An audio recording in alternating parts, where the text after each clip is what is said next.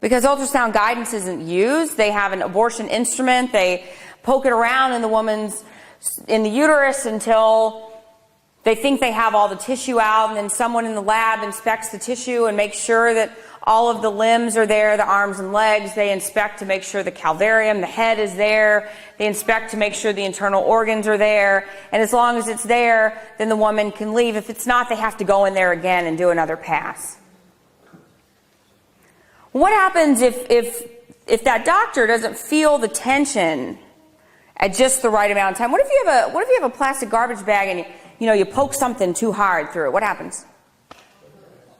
It rips, right? It pokes a hole through it. Well, can that happen with a woman's uterus? Yeah, you better believe it. That happens sometimes. It happens pretty often, actually. It's called uterine perforation. There's been women that have died. They've bled out. They've literally died on the abortion table from uterine perforation.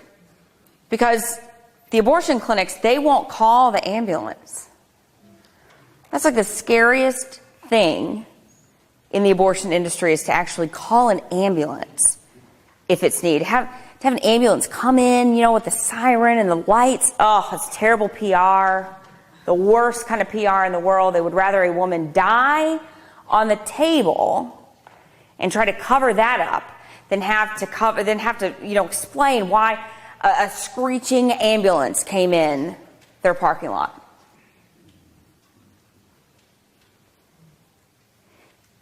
One time we had a 16-year-old girl come in, and I guess I should tell another story. You guys are going to get sick of this. You guys are just going to be like, we're not coming to any more talks.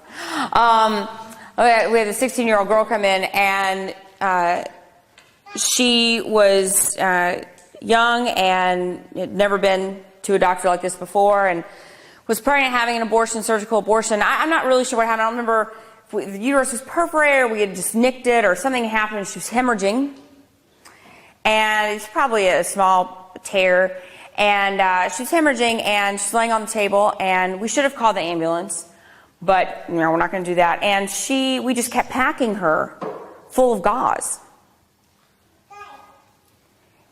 And she laid there for about 2 hours on the table. Lay there on her back, full of gauze, legs in the stirrups, 2 hours. And she's 16, her dad's outside in the waiting room, frantic. What's going on? She should have been out here hours ago. She's laying there. We keep pushing fentanyl and Versed, keep pushing sedation so that she won't ask too many questions. We don't want him to know what's going on. We don't want her to remember what's going on.